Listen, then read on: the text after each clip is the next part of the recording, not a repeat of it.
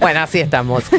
Amigos, amigas, vamos a empezar a tratar de resumir un poco esta jornada que se viene, algunas cosas que pasaron en las últimas horas y sobre todo teniendo en cuenta que hay mucha preocupación porque se agrava la crisis en relación a la cantidad de industrias que están o cerrando o presentando convocatoria de acreedores o preventivo de crisis, suspendiendo empleados y trabajadores, y esto se está realmente poniendo cada vez más grueso, por decirlo en esos términos. Uno de los temas principales tiene que ver con qué va a pasar con los trabajadores de FATE. Quiero contarles que finalmente fracasó la reunión que estaba prevista en el día de ayer por parte de la Secretaría de Trabajo.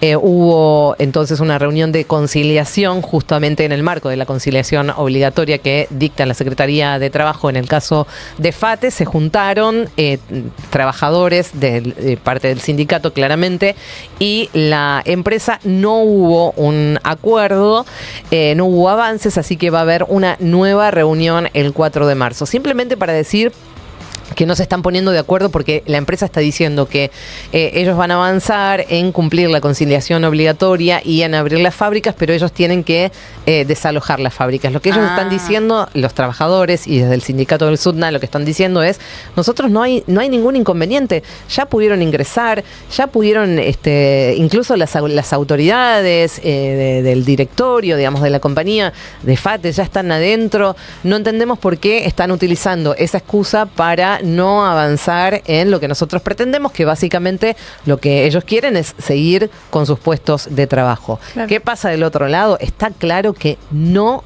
hay forma de que esta decisión se revierta. La empresa va a cerrar. Ahora están cumpliendo con los plazos legales que les exige la Secretaría de Trabajo, que es esta conciliación obligatoria. Probablemente, si es que no pasa nada en el medio, claro, porque además el gobierno, el Estado y la Secretaría de Trabajo dejan muy en claro que ellos prácticamente no se van a meter con lo que está sucediendo. Claro, falta de Estado total. Exactamente. Entonces, no hay otra posibilidad de que la fábrica no cierre, la fábrica de FATE no cierre, porque así lo requiere, o así lo contó, o así lo dijo, o así lo expresa la conducción o el dueño de la empresa, que es Madanes Quintanilla.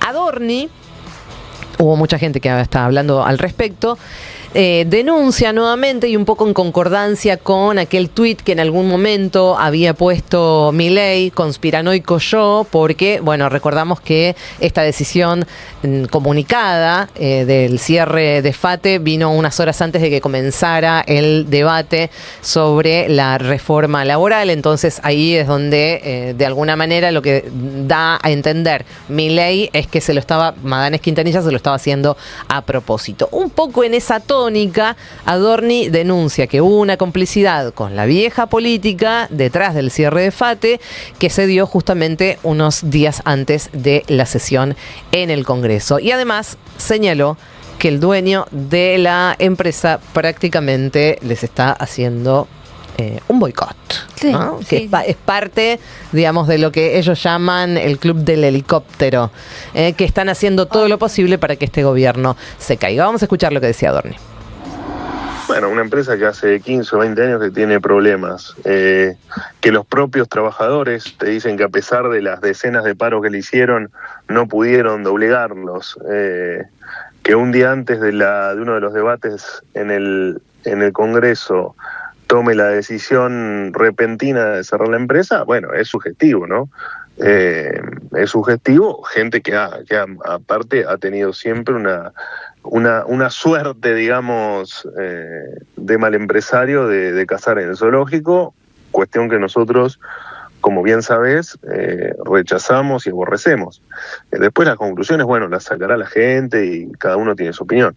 Nosotros entendemos que efectivamente hubo detrás de eso una complicidad con la vieja política.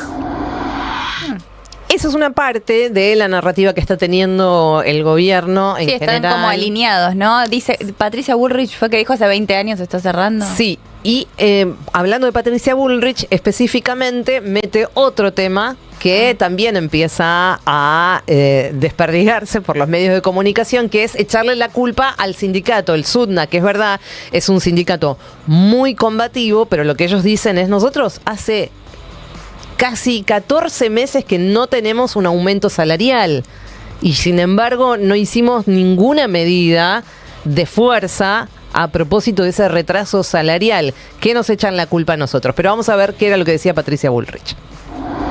FATE puede ser una señal de alarma. ¿Cómo lo tomás? FATE viene cerrando hace 20 años. Yo desde que tengo memoria recuerdo que FATE está mal. ¿Viste? Es decir, la verdad es que me llama más la atención el día que intentó cerrar que el cierre. Porque hace tiempo que FATE está mal, hace tiempo que tiene un sindicato que le hace la vida imposible y hace tiempo que la empresa amenaza con cerrar. Así que son como esos casos emblemáticos, ¿no? De empresas que siguen sin saber si siguen porque producen, si siguen porque hacen contratos donde les compran todos los neumáticos determinados sectores del Estado y entonces con eso se mantienen. Es decir, el problema del cierre de FATE básicamente es que estás en una economía que está todavía bastante parada, más allá de sectores importantes. Claro que está parada, pero mucha gente en la calle. Es una economía que no ha dejado de crear empleo, lo que pasa es que crea otro tipo de empleo. Y en otras zonas. En otras zonas, ¿sí? Y el otro tipo de empleo que crea básicamente es gente totalmente precarizada, haciendo de Uber, de Rappi y digamos de las economías de aplicación. Total. Que cada vez se está poniendo más complejo. Es una burbuja. Es tanta la gente que se está volcando a ese salvavidas que en un momento parecía que funcionaba para muchas de estas personas que o elegían ese tipo de trabajo o no les quedaba otra que agarrar esa alternativa. Como la oferta es tan grande y la ley del mercado nos lo dice, cuanto más oferta hay, más barato sale el servicio. Sí, ya hay TikToks de gente diciendo: me tomé de Hurlingham a Retiro un Uber, me salió 7.000 pesos. ¡Qué maravilloso! Es como, sí, fíjate por qué. Exactamente, así funciona. Entonces, esa gente que hace ese tipo de laburo tiene que laburar muchas más horas para poder compensar esa baja en las tarifas que se cobran. Entonces, esto está empezando a pasar. Es una burbuja que en un momento va a terminar explotando porque no puede todo el mundo.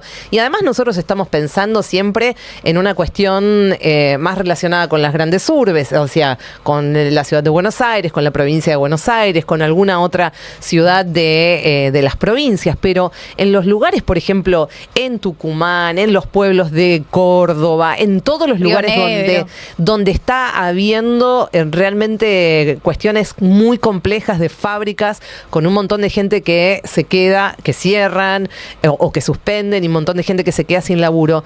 ¿Esa gente a dónde va a ir a laburar? Totalmente. Esa gente no tiene Uber, son pueblos, son ciudades pequeñas que no tienen ese tipo de servicios. ¿A dónde van a ir a laburar?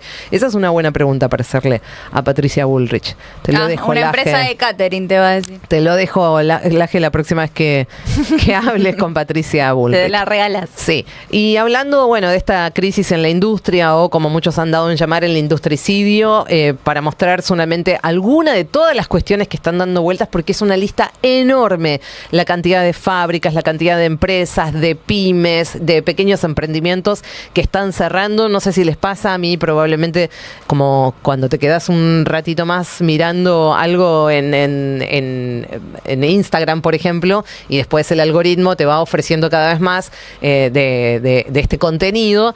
La cantidad de pequeños emprendimientos, de pequeñas pymes que cuentan, que ponen sus comunicados o hablan a cámara sus dueños contando stock, que lamentablemente tenemos que cerrar, la situación no nos permite poder seguir sosteniendo esto. Bueno, todo el tiempo es así. Una publicidad de Temu. Exacto, todo el tiempo así. Y en este contexto quiero recordar algo que está pasando con Giorgalos, que está volviendo a suspender a trabajadores, está reduciendo los sueldos. También es una crisis que no se desató ahora, que viene del último trimestre del 2025, pero ahora esta empresa, que es todo el mundo la conoce. Por ejemplo, la creadora del mantecol. Por supuesto, lo Georgalos. tuvimos en nuestra mesa. Bueno, notificó una ronda de suspensiones que incluso involucra a delegados sindicales y personal con más de 30 años de antigüedad. Es un proceso de suspensiones que se extiende por 3 meses más y que abarca a más de 600 operarios de la planta de Victoria.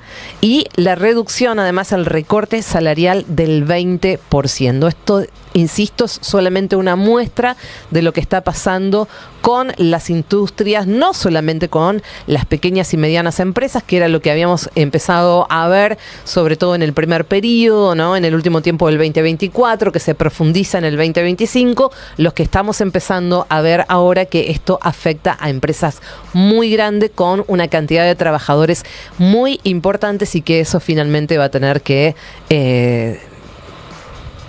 redundar en un montón de gente desocupada que por ahora, con los números del INDEC, no lo estamos viendo, porque además, digamos, tienen un periodo, digamos, de hacer esos análisis y esas estadísticas mucho más amplios y, bueno, ahora no se está viendo reflejado esto, pero lo estamos viendo en el día a día. Simplemente es recorrer las calles, es recorrer los diarios, sobre todo los diarios del interior, que todos los días te cuentan cómo está la situación de las empresas. Insisto, no solamente de las pequeñas y medianas empresas, sino ya también de las grandes empresas. Cambio de tema para contar algo que va a estar ocurriendo esta semana, que es muy importante, la sesión en el Senado. Se viene nuevamente una maratón ahí en el Senado a propósito de que ya se terminan las extraordinarias. Recordamos que se extendieron hasta el sábado por una cuestión institucional. La tuvieron que extender hasta el sábado. El sábado es 28, aunque no van a estar sesionando, pero sí van a estar sesionando el jueves y el viernes. Y el domingo va a haber cadena nacional con Milei dando su discurso de apertura de las sesiones ordinarias. Sí. Quiero contarles que hoy va a haber a las 12 del mediodía una sesión preparatoria que va a elegir a las autoridades del cuerpo ya para todo el periodo del 2026. Este jueves a las 11 de la mañana ya está convocada entonces la primera de las 2 sesiones que va a tener el Senado. La primera va a ser el jueves, la segunda va a ser el viernes. Les cuento, el jueves ahí el oficialismo está pidiendo la sesión especial para tratar el pliego de el nuevo embajador Fernando Iglesias. Está desesperado Fernando Iglesias, chicos. Se le viene demorando la cuestión hace un montón de tiempo. Y después se queda encerrado, salen calzoncillos ahí en Bruselas.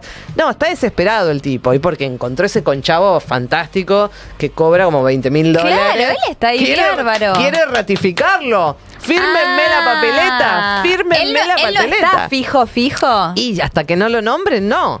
Nómbrenlo ya o se vuelve loco, se queda encerrado otra vez. Está desesperado. Pero bueno, adentro. El jueves entonces la sesión va a tratar el pliego de Fernando Iglesias, también el régimen penal juvenil y la modificatoria de la ley de glaciares. Y entonces el viernes 27 finalmente se dividió de esta manera. Van a tratar también en esa sesión el acuerdo que ya vino de diputados de la Unión, acuerdo comercial entre la Unión Europea y el Mercosur, pero lo más importante es que también va a tratarse la reforma laboral que vuelve al Senado por esa modificación que hicieron del artículo 44, que es el tema de las licencias por enfermedades, que lo metieron por la ventana y que le salió como el traste, básicamente.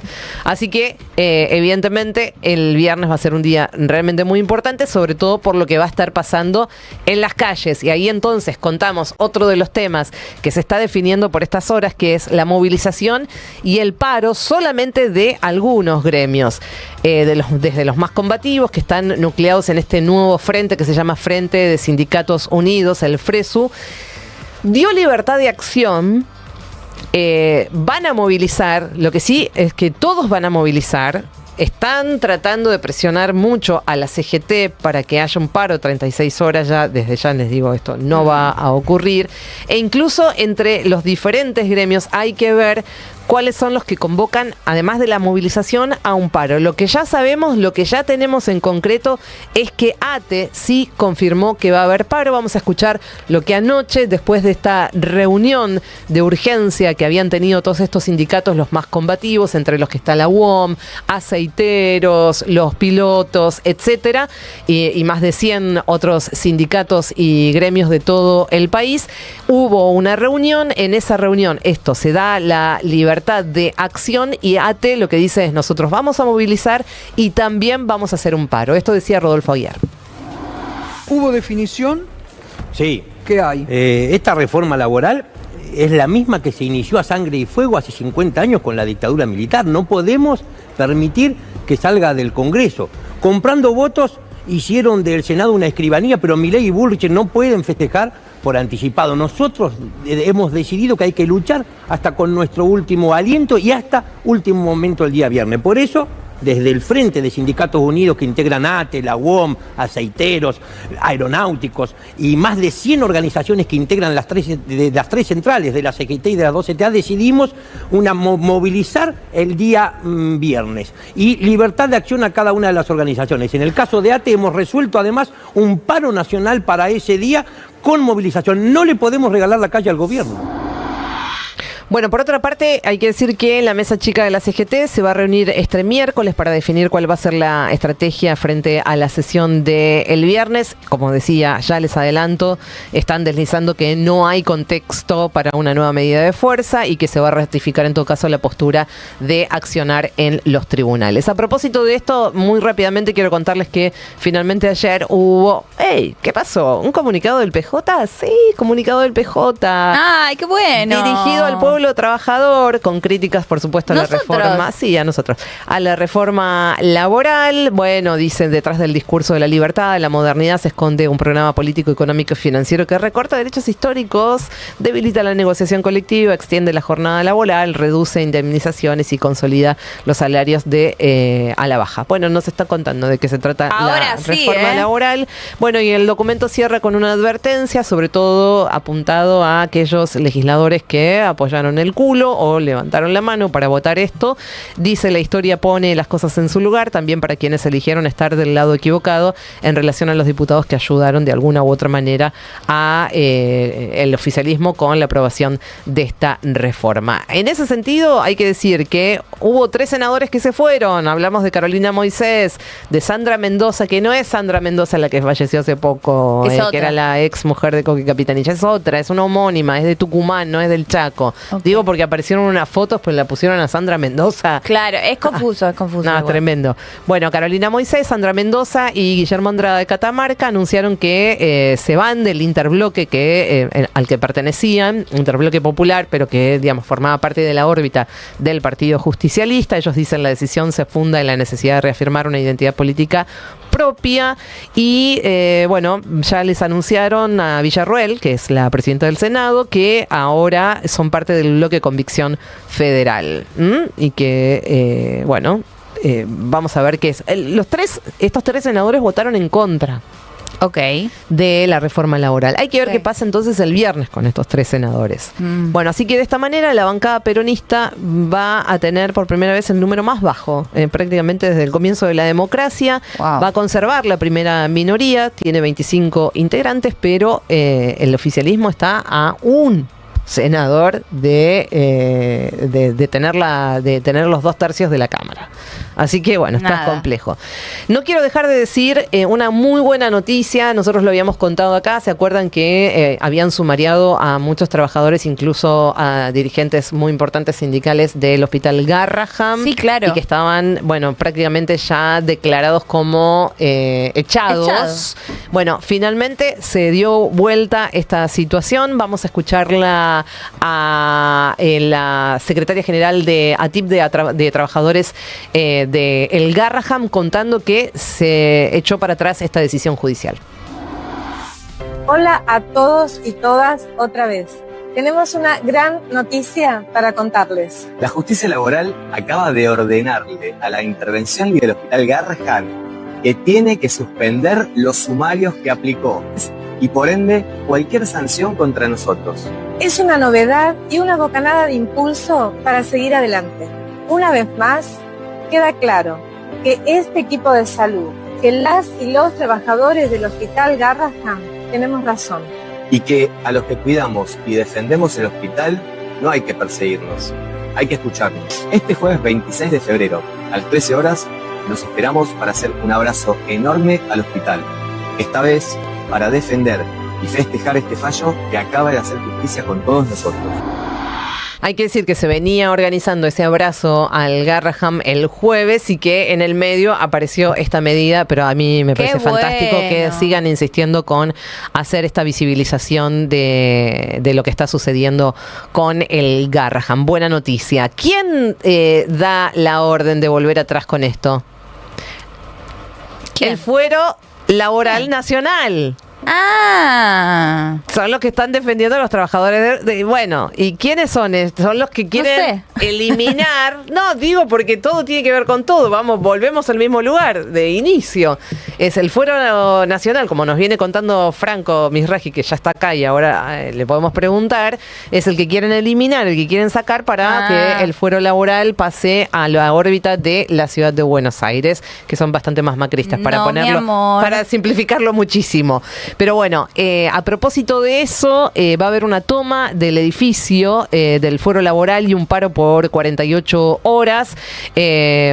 Básicamente es una medida de fuerza que se viene sosteniendo a propósito de esto que estamos contando, que quieren eliminarlo directamente este fuero laboral nacional y que va a quedar una cantidad de gente sin laburo importante, más allá del perjuicio que significa para las trabajadoras y los trabajadores que quieran iniciar alguna demanda a propósito de algún conflicto laboral que tengan en sus empresas, en sus trabajos. Y ahí sí, y lo que estamos viendo es el flyer que acaba de lanzar la CGT, que en este caso sí van a estar apoyando, apoyo y solidaridad con el gremio de judiciales y en defensa de todos los trabajadores de la Argentina. Nos movilizamos al Palacio de Tribunales hoy a las 11:30 de la mañana. En un ratito nada más comienza esta movilización, pero insistimos, además va a haber una toma del edificio donde funcionan entonces los tribunales laborales nacionales, que evidentemente, si esto se ratifica en la sesión del sábado, van a ser eliminados para pasar a la órbita de la ciudad de Buenos Aires. Amigos, hasta ahí un poquito el resumen de lo que está pasando y de lo que va a pasar el resto de esta semana, que, insistimos, va a ser una semana muy importante para todos los argentinos y las argentinas. 28 grados y medio de temperatura, 11 y 18. En un ratito viene Franco Misraji y nosotros tenemos mucho más. Hasta las 12 en Portate Bien.